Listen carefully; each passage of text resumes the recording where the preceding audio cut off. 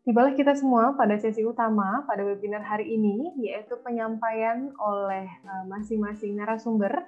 Dengan ini kami serta turut mengundang Bapak Dhani Setiadharma MIKOM, selaku Ketua Program Studi Ilmu Komunikasi Universitas Nusantara, yang hari ini bertindak sebagai moderator.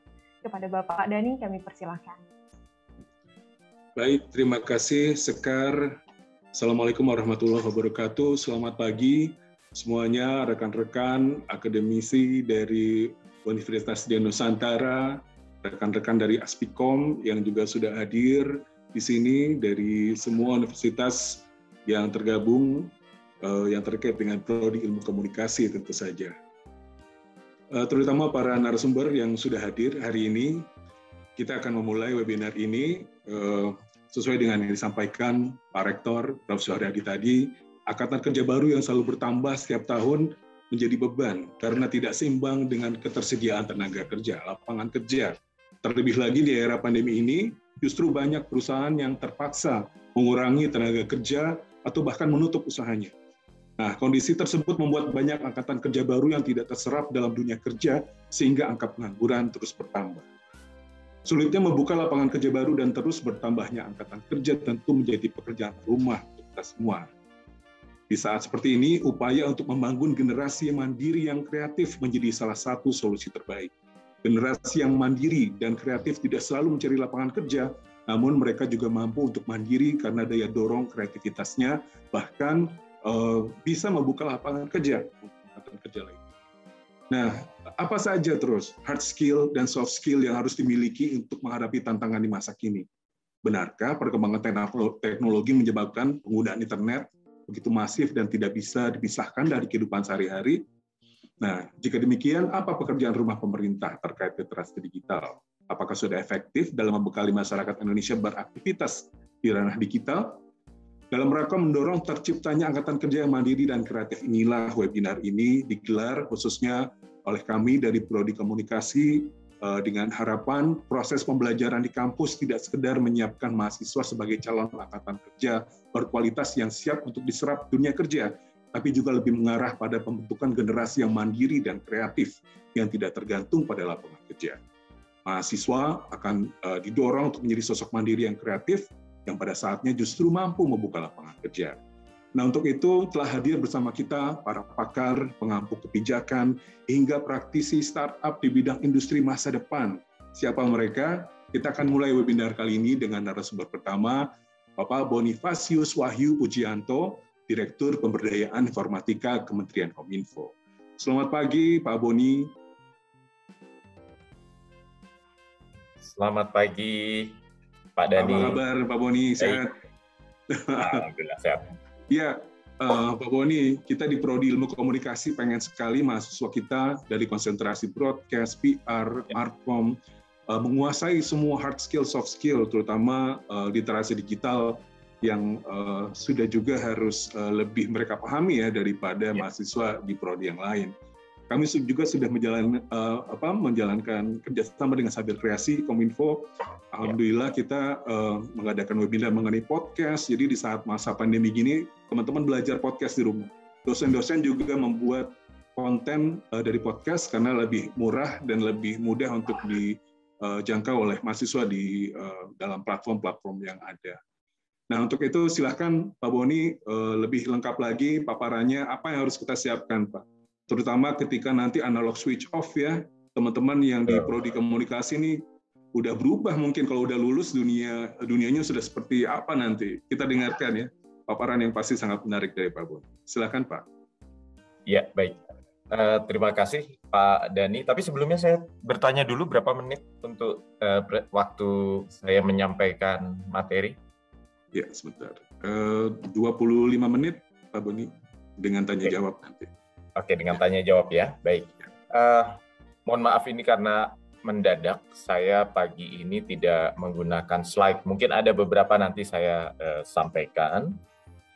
Tapi pada intinya mungkin saya sampaikan dulu bahwa ini karena pada pagi hari ini para pesertanya adalah para mahasiswa. Terima kasih ini yang hadir tampaknya luar biasa nih, 450-an kurang lebih.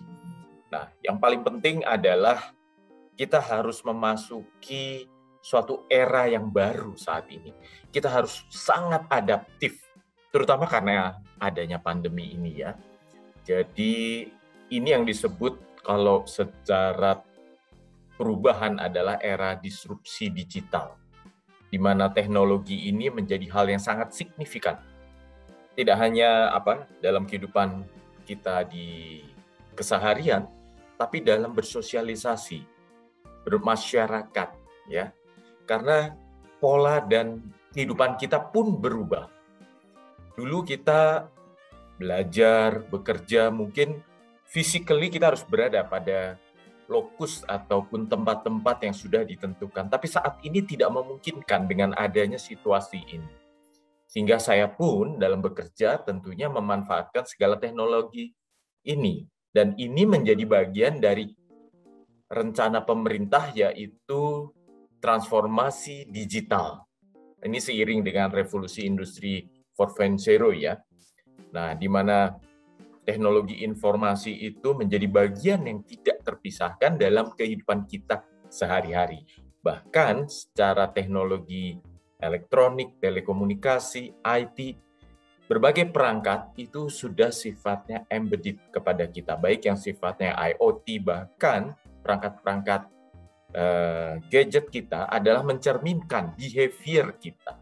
Nah, oleh karena itu saya memberikan challenge kepada adik-adik mahasiswa. Tadi Pak Rektor sudah menyampaikan bahwa selama rekan-rekan mahasiswa ini, adik-adik pelajar sedang menuntut ilmu di perguruan tinggi, janganlah hanya berfokus pada segera selesai dan mencari kerja.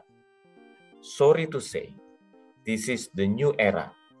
Tugas Anda adalah selama di kampus, ciptakan peluang-peluang usaha yang di-create dengan berbagai sudut keilmuan. Ya, nanti saya akan terangkan. Kami memiliki program yang disebut sebagai program 1000 Startup. Nah, itu adalah program untuk mendorong agar para mahasiswa bisa menciptakan ide bisnis berdasarkan permasalahan yang ditemui di sekeliling rekan-rekan mahasiswa semua. Nah, yang paling penting adalah ini bukan sebuah kalau dulu dibilangnya, wah saya punya bakat dagang tadi disampaikan ya oleh Pak Rektor. Sebenarnya ini adalah sebuah metodologi saat ini.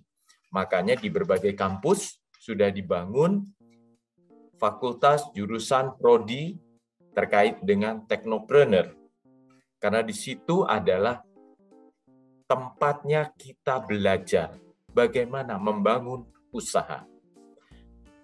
Tidak harus berasal dari satu program yang sifatnya adalah linear.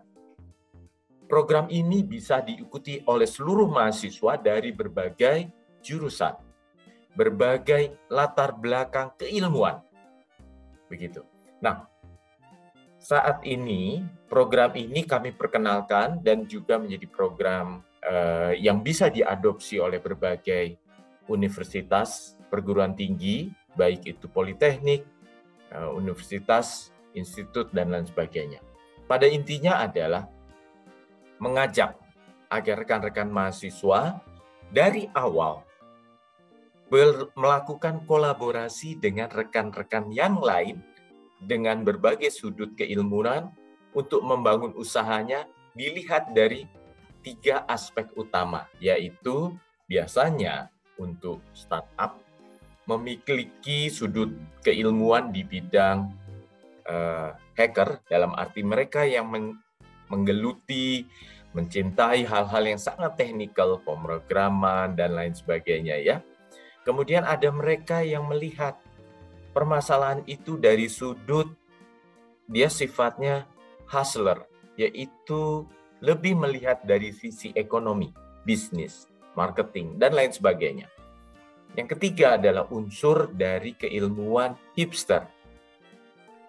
Permasalahan yang dihadapi, dicarikan solusi, kemudian produk yang dihasilkan harus memiliki cita rasa seni. Produk itu harus ada unsur estetiknya dan lain sebagainya. Ketiga kolaborasi ini dalam menghasilkan sebuah startup ataupun solusi yang bernilai bisnis tentunya memerlukan kolaborasi secara bertahap. Mungkin saya coba saya share screen. Oke, tapi saya akan lompat-lompat aja karena waktu yang sangat terbatas. Oke. Kami memiliki program 1000 startup yang sebenarnya sudah berjalan dari 2016 ya. Jadi saya mengundang rekan-rekan mahasiswa, ayo pelajari ini. Syukur-syukur saya kurang paham Pak Dhani, apakah di kampus sudah ada prodi yang terkait dengan technopreneur, wirausaha dan lain sebagainya? Untuk technopreneur dan kewirausahaan, untuk setiap prodi kita masukkan sesuai dengan kekhasan prodi masing-masing, Pak. Oh, jadi untuk prodinya belum, tapi di setiap prodi kita ada kewirausahaan. Oke, sebagai mata kuliah. Mungkin sebagai mata kuliah. Ya. Baik. Nah, mudah-mudahan nanti ke depan ya di kampus ada khusus prodi yang terkait ini. Tujuannya apa? Di berbagai kampus, kebetulan saya juga mengajar di salah satu universitas swasta dan juga menjadi pembimbing untuk beberapa program, khususnya untuk yang program S3 ya. Jadi yang harus ditekankan adalah rekan-rekan mahasiswa ini melihat konteks dari permasalahan yang ada di sekeliling kita. Banyak startup yang tumbuh, tapi juga banyak yang berguguran. Ini fair harus saya katakan. Itu tapi tidak melunturkan atau menghalangi keinginan untuk terus mencari, memperbaiki, sehingga nanti akan bisa diperoleh sebuah startup yang sesuai dengan kebutuhan pasar atau product market fit. Kurang lebih kurikulum yang disampaikan itu ada dimulai dengan Ignition. Kami harap rekan-rekan mahasiswa mampir ke startupdigital.id atau bisa juga di browsing, ada 1000 startup. Kemudian ada Startup Studio. Ini adalah program-program yang kami miliki untuk menggenjot generasi muda masuk ke era entrepreneur. Ya, ini adalah tahapannya. Ada ignition, networking, workshop, hack sprint, bootcamp, incubation. Sehingga dari sini rekan-rekan mahasiswa bisa menemukan siapa partner yang bisa bekerja sama. Begitu. Nah dari sini startup itu diharapkan udah mulai bergulir karena mereka akan sudah memiliki kelompoknya, rekan-rekan kerja. Nah, ini adalah bagian dari program 1000 startup yang berada di bagian tengah. Untuk di bagian awal ada sekolah beta, itu sifatnya lebih ke sosialisasi. Nah, yang paling penting adalah bagi mereka yang startupnya sudah berjalan beberapa waktu, traction-nya sudah dapat, engagement dengan para penggunanya juga tinggi, dan bisnis modelnya sudah mulai solid, ya sudah ada produk market fit-nya. Nah, kita ajak untuk masuk ke Startup Studio. Ini adalah program yang levelnya lebih tinggi. Silahkan, di situ para founders, ini akan dipertemukan dengan C-level founders. Maksudnya C-level itu adalah chief, baik CEO, CIO, CTO dari startup-startup yang sudah established. Monggo, whatever. Di situ saling berbagi cerita, bahkan dengan para investor atau venture capital. Dengan demikian nanti akan terbentuk startup-startup yang semakin tinggi. Hopefully rekan-rekan startup bisa reach sampai dengan A series ya, A series begitu. Nah, silahkan. Ini di setiap kota di seluruh Indonesia, kira-kira 20 kota kita memiliki simpul-simpul ini sebagai lilin untuk menyalakan Indonesia menjadi sebuah obor technopreneur yang besar. Ya, silahkan diikuti. Ini ada program-programnya, ini ada deskripsinya. Nanti bisa saya share materinya. Ini tahapan di saat di startup studio. Ada startup diagnostik, kita melihat dulu. Founders Camp, para foundersnya kita kumpulkan. Sharing. Kita belajar dari satu sama lain. Melakukan one-on-one coaching dan seterusnya. Sehingga mereka tahu bagaimana meningkatkan portofolio startup mereka. Nanti rekan-rekan silahkan tanya kepada Mas Adam, ini yang sudah menjalankan berbagai industri, tapi khususnya di game. Jadi gini, startup itu sebenarnya luas ya. Saya kebetulan sebelumnya di Badan Ekonomi Kreatif, kemudian di Kementerian Pariwisata Ekonomi Kreatif, dealing with creative economy sectors. Jadi sangat banyak, mau fashion, craft, kuliner, kemudian juga masuk ke desain, art, di aplikasi digital tuh banyak sekali. Mau film, ya, animasi, game yang sekarang sedang naik daun, bahkan games-nya juga ada yang sifatnya sudah merupakan seperti e-competition atau e-sport dan lain sebagainya. Luar biasa, marketnya besar. Jadi Anda harus mencari di mana core bisnis yang akan dipecahkan atau akan ditekuni. Ya, baik. Silahkan mampir, ini ada di Instagram, di Twitter, tapi silahkan ikuti banyak digital footprint kita, terutama di YouTube, untuk silahkan diikuti. This is the digital era.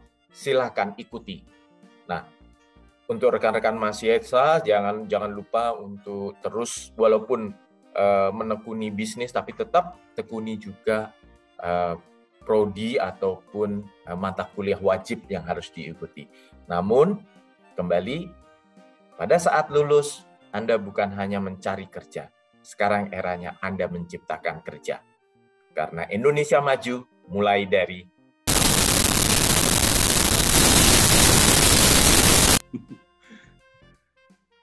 luar biasa Pak Boni.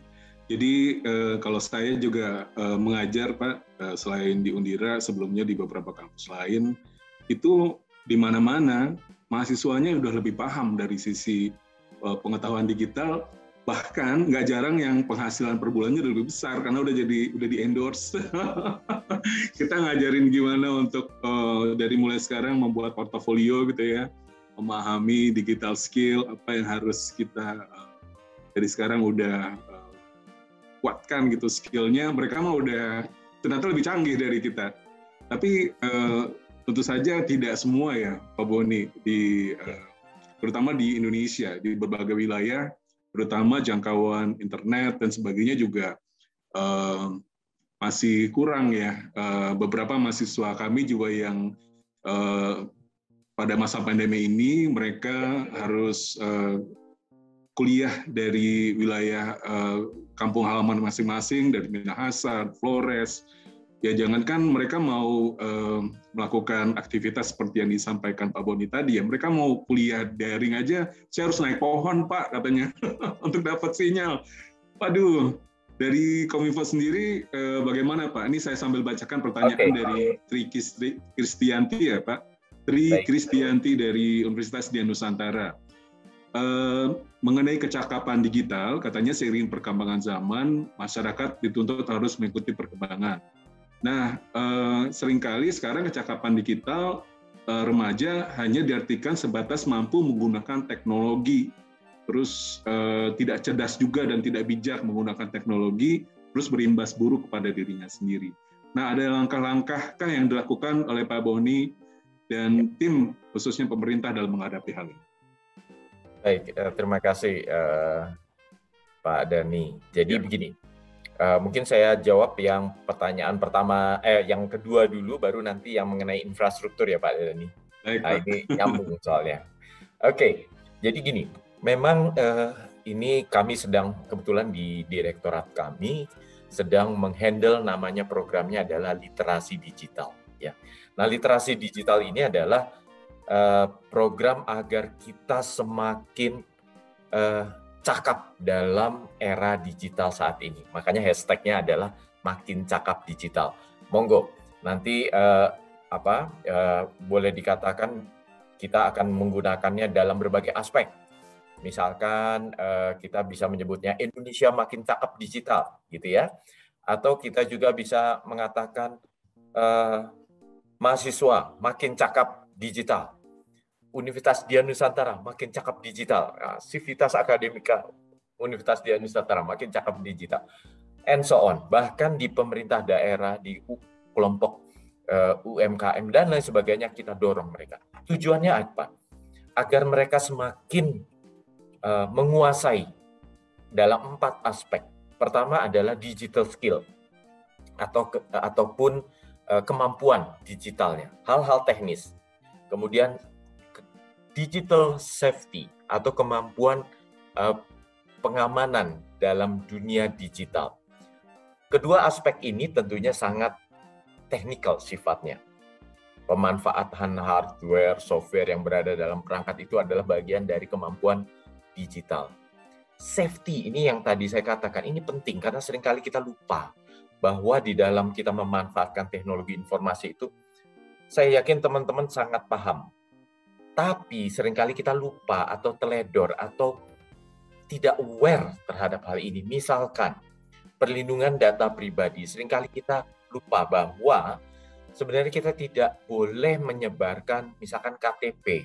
Seringkali ada yang memfoto KTP, terus kita posting di sosial media ataupun disebarkan melalui WhatsApp ataupun platform komunikasi lain. Karena apa? Kita harus memahami di dalam KTP berbagai identitas kita itu tercantum. Dan ini terkait dengan berbagai keperluan lainnya yang sifatnya sangat strategis. Misalkan untuk perbankan, untuk data kesehatan, dan lain-lain yang sebenarnya tidak boleh digunakan atau diakses oleh orang-orang yang tidak berhak.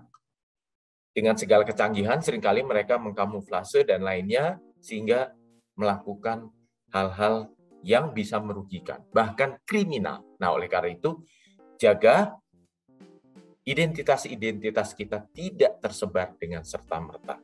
Nah, yang kemudian sering kita juga lupa bahwa seringkali di dunia digital ini kita lupa terhadap hal-hal safety ya. Seringkali kita dapat OTP. OTP itu hanya untuk kita sendiri ya. Tidak boleh kemudian di forward ataupun diserahkan kepada hak lain. Hal utama misalkan WhatsApp. Seringkali ada kasus, wah WhatsApp saya dihack. Sebenarnya bukan dihack, tapi seringkali keteledoran kita. Ada orang yang meminta OTP kita. Mohon maaf, dengan iming-iming tertentu, misalkan mendapat voucher, hadiah, dan lain sebagainya. Tolong, tadi ada, dia tidak menyebut OTP, ada SMS yang masuk, ada WA yang masuk untuk hadiah, ada kodenya 6 digit, dan lain sebagainya. Tolong diinfokan berapa nomornya. Seketika itu juga pada saat kode OTP itu dikirimkan, bablas semua WA kita. Jadi, rekan-rekan mahasiswa tolong di-share, disebarkan kepada rekan-rekan yang lain, ataupun kepada famili, orang tua, adik, kakak, bahwa hati-hati di dalam dunia digital ini. 2 aspek itu menjadi fundamen dari kehidupan kita di dalam dunia digital. Namun ada 2 lagi dari 4 pilar itu, yaitu digital culture dan digital ethics. Nah, ini sangat penting agar kita menjaga. Di dunia digital tidak sama dengan, seringkali dikatakan dunia digital itu berbeda dengan dunia nyata. No. Anda melakukan kriminal di dunia digital, tuntutannya sama dengan yang di dunia nyata. Oleh karena itu, jangan memanfaatkan dunia digital seolah-olah berbeda. Karena undang-undang, peraturan hukum itu menuntut dengan tuntutan yang sama. Ya, untuk digital culture, jaga persatuan kesatuan negara kita NKRI, Pancasila. Ini menjadi basis dari kekuatan negara kita. Jangan dijadikan dunia digital untuk hal-hal yang memecah belah. Etika juga sama. Di dunia digital, kita jangan melakukan perundungan. atau melakukan hal-hal yang di luar etika.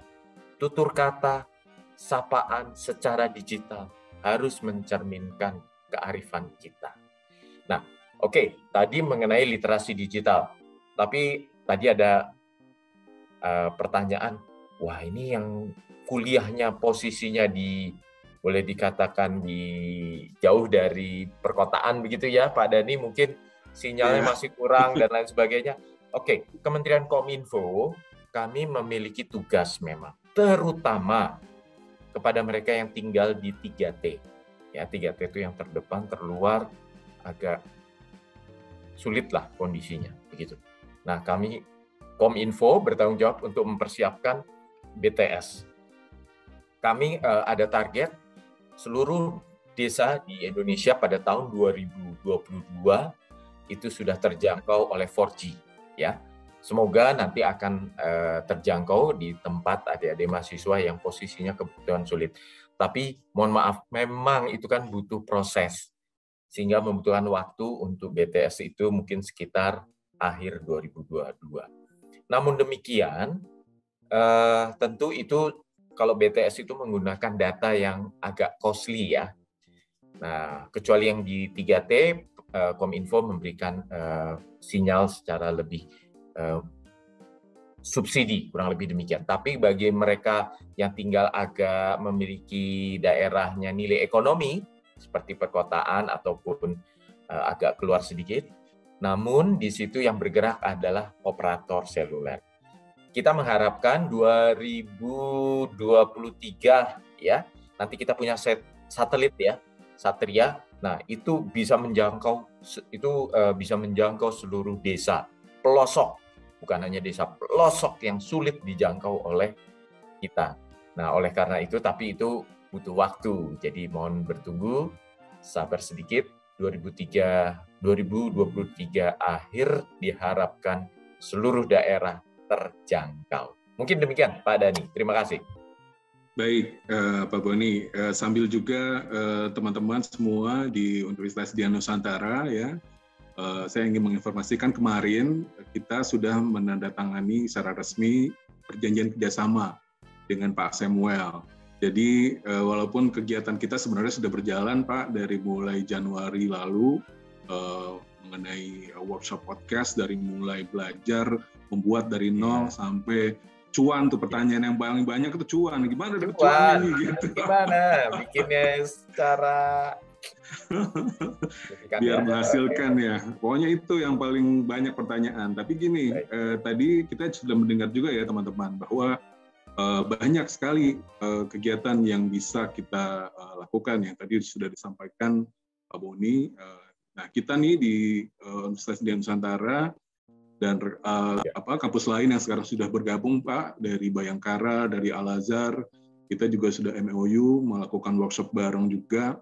Pengen tahu nih kira-kira langkah ke depannya apa ya? Untuk ini, Pak, juga pada saat makin cakap digital itu sudah tergabung bersama dosen-dosen lain untuk melakukan webinar terkait dengan itu, digital skills, digital safety. Jadi Undira baru minggu depan kita kebagian menjadi narasumber. Semoga bisa juga nanti teman-teman bergabung dan semakin memperdalam ya tadi yang disampaikan Pak Boni. Nah, tapi kemudian apa nih? Kita tadi udah lihat sekilas di paparan Pak Boni. Langkah selanjutnya apa ya yang kira-kira nanti teman-teman bisa lakukan nih? Ini mungkin sekaligus juga pertanyaan Apandi tadi. Bagaimana langkah konkretnya nih, biar kayak Mas Adam mungkin gitu, Pak. Nggak bisa tiba-tiba kayak Mas Adam kali ya. Harus bertahap dulu. Ya apa langkahnya, Pak, yang konkret? Ya. Nanti mungkin kita bisa join nih sama Mas Adam, kita bikin proposalnya buat kampus ke sana, ke Kominfo, ya Mas Adam ya. Oke, gini, baik, Pak Dhani. Ada beberapa portal kami, silahkan. Yang paling utama adalah masuk aja startupdigital.id, ya.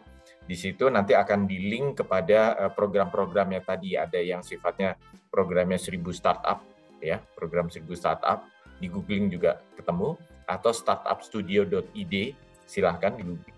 Itu adalah program-program kami. Nah, bagi rekan-rekan mahasiswa saya yakin masuknya ada. Tapi ada dua, bisa di sekolah beta untuk memperbanyak ilmu pengetahuan dan lain sebagainya. Dan itu recording sebenarnya. ada di YouTube, silahkan bergabung. Kemudian kalau yang ingin lebih face to face dalam arti mingle, kita membangun bisnis, mendapat partner segala macam ya, berkolaborasi membangun ide awal dari startup, tentunya mengikuti program yang 1000 startup itu. Ikuti saja, karena itu sudah tersedia platformnya, silakan bergabung, ikuti. September ini jangan lewatkan. Program 1000 startup untuk Ignition akan dimulai. Begitu ya, jangan terlewat. Tidak berbayar, dijamin, bahkan mendapat berbagai macam insight yang luar biasa dari para mentor, ya, luar biasa sekali. Ikuti. Nah, bila mana ada kesulitan, silahkan kontak-kontak kami di Direktorat Pemberdayaan Informatika. Mungkin begitu, Pak Dhani. Baik, ada pertanyaan lagi mungkin nih Pak, sebelum kita, teman-teman mungkin penasaran nih dengan Mas Adam udah mau ngorek-ngorek informasinya gimana nih. Mas Adam ngelihat background-nya aja udah, wih asik ya jadi gamers. Udah kita main game, dibayar lagi, kayak apa tuh nanti dunianya. Nah, tapi ada satu pertanyaan lagi dari Ayung, dari Universitas Dian Nusantara juga. Ayung ini juga salah satu mahasiswa saya nih sepertinya nih. Kita memahami bagaimana Pak, TikTok nih juga sekarang digunakan oleh media massa ya sebagai salah satu alternatif untuk menyiarkan berita gitu. Mungkin singkat sesuai dengan platformnya, tapi kayak Republika dan yang saya pantau Kompas juga sudah mulai membuat akun TikTok untuk pemberitaan. Jadi mahasiswa saya latih juga dan salah satu juaranya Ayung nih. Jadi pertanyaannya bagaimana supaya mahasiswa jadi agen digital Pak? Wah, udah mau jadi pejuang digital nih, gabung sama timnya Pak Boni kayaknya nanti Ayung. Gimana Pak? Supaya menjadi agen perubahan katanya. Baik, terima kasih Pak Dhani. Untuk Mas Ayung ya, nah, selamat nih udah bisa jadi juara nih kemarin ya. Oke, tapi saya terus terang bukan ahlinya ya untuk bidang komunikasi dalam arti pemanfaatan setiap platform. Setiap platform itu punya keunikan. Dia punya niche marketnya. Saya ingat sekali ada pakar-pakar komunikasi yang menyampaikan itu berbeda-beda. Anda sebagai YouTuber, Anda sebagai Instagram, fokusnya, atau Anda main di TikTok, masing-masing punya behavior-nya masing-masing. Nah, oleh karena itu, silahkan ditekuni, itu menjadi sebuah platform yang menarik, bahkan pemerintah pun menggunakannya sebagai media ataupun kanal komunikasi. Ini penting sekali. Pemerintah tidak mungkin sekarang hanya bergantung pada portal yang sifatnya alamat www apa-apa begitu ya, tapi selalu dikombin dengan platform-platform digital lainnya. YouTube pasti mereka akan selalu membuatnya sebagai selain dokumentasi berbagai campaign dan lain sebagainya, juga Instagram yang sangat kuat. Facebook ada walaupun agak menurun mungkin ya, tapi tetap digunakan. TikTok ini sesuatu yang baru, walaupun sekarang ada juga yang masuknya ke Snapchat dan lain sebagainya. It's okay, tapi silahkan untuk menjadi tools ataupun platform penguat dalam media komunikasi. Mohon maaf Pak Dhani, I'm not an expert on that field. Oke Pak, emang kelihatan. Saya tahu TikTok aja dari anak saya. Kalau nggak dia kasih tahu, saya nggak paham nih apa sih. Tadinya kan cuma dancing. Tapi sekarang banyak sekali yang dimanfaatkan dengan baik gitu Pak. Betul. Menjadi salah satu sarana untuk pemberitaan. Jadi mass media sudah menggunakan juga. Kayaknya teman-teman udah lebih canggih nih. Nah, menyambung pertanyaan tadi, kayaknya banyak nih buat Pak Boni, nggak apa-apa Pak ya. Saya bacakan dulu nih. Dari Joni Putrapani. Nah, Pak, bagaimana memanfaatkan teknologi digital untuk mendukung budaya sebuah bangsa?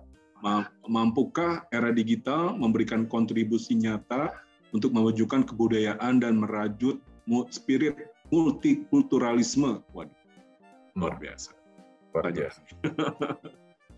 Oke, ya kembali ya, saya katakan dunia digital itu seperti pisau bermata dua, ya. Ada sisi positif dan ada sisi negatif.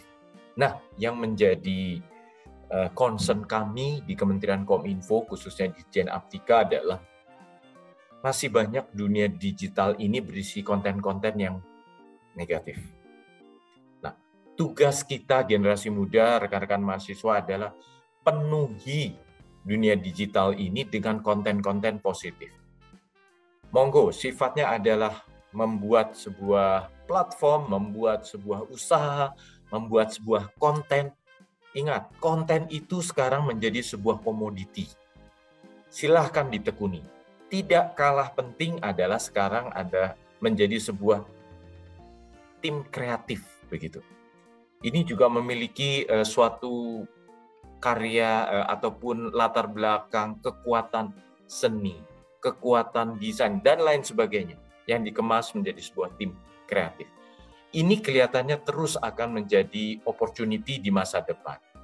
Tapi kembali, saya tekankan, penuhi ruang digital di Indonesia ini dengan konten-konten yang positif.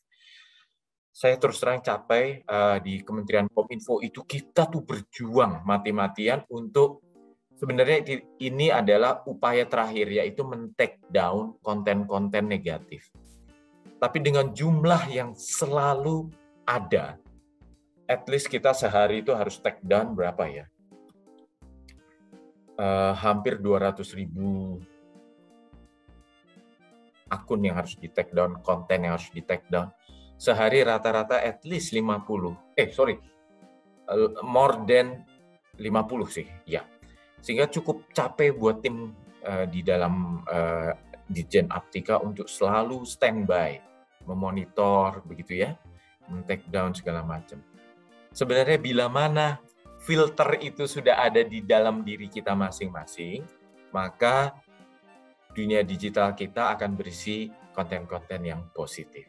Mari kita penuhi dunia digital Indonesia dengan konten-konten yang memberikan nilai tambah. Mungkin itu, Pak Dhani. Terima kasih. Baik, Pak. Terima kasih, Pak Boni. Jadi, teman-teman sebenarnya masih banyak pertanyaan nih. Kalau Pak Boni masih gabung sama kita, mungkin nanti nyambung bareng-bareng juga sama Mas Adam nih. Tapi pada intinya semua sudah terjawab tadi ya. Ilham Syahputra juga bertanya mengenai bagaimana oknum-oknum yang menggunakan media sosial tadi untuk menggiring opini. Ini banyak banget ya Pak ya kalau di kita nih. Ini juga waktu saya masih menjadi jurnalis juga di lapangan itu kejadian di satu wilayah gara-gara WhatsApp yang memang hanya mengadu domba tuh dari TNI dan Polri bisa bentrok. Jadi yang satu di WhatsApp ini diserbu, markas ini diserbu, atau kalau kita sering dengar Pak, waktu awal-awal masa kampanye terutama tuh, gereja dibakar, masjid dibakar, itu kan kalau kita nggak stop di handphone kita, ya jadi kita juga kena kan seperti Bapak bilang tadi ada undang-undang yang memang sudah juga akan terkena pasal orang yang menyebarkan pesan ya, makanya saring sebelum sharing, betul Pak ya? Itu salah satunya mungkin yang tadi juga sudah disampaikan Pak Boni. Saya rasa pertanyaan dari Ilham Syahputra juga sudah terjawab ya terkait dengan ini, dan nanti saya bersama tim Pak Boni juga akan ikut dalam webinar terkait dengan literasi digital. Saya kebagian di DKI dan Banten Pak. Jadi bersama Pak Nizar Patria hari Senin. Oke. Terima kasih, Pak Boni, terima kasih banyak atas waktunya. Sama-sama. Saya rasa teman-teman nanti yang akan join dalam program bulan September ini, jika ada pertanyaan lebih lanjut, nanti bisa Pak ya kita berkomunikasi lagi. Baik. Karena kita teman-teman semua terutama di Undira sudah menjalin kerjasama dengan Kominfo, jadi sudah banyak kegiatan yang bisa kita lakukan dan insya Allah akan dibantu ya Pak. Baik, pasti. Baik, Pak Boni, terima kasih sekali lagi sudah bergabung bersama kami. Selamat bertugas kembali. Terima kasih. Teman-teman masih bisa berada di sini sampai pukul 11 dengan senang hati. Nanti kami sambung pertanyaan-pertanyaan yang lain. Baik. Terima kasih banyak Pak Boni. Mari. Ya.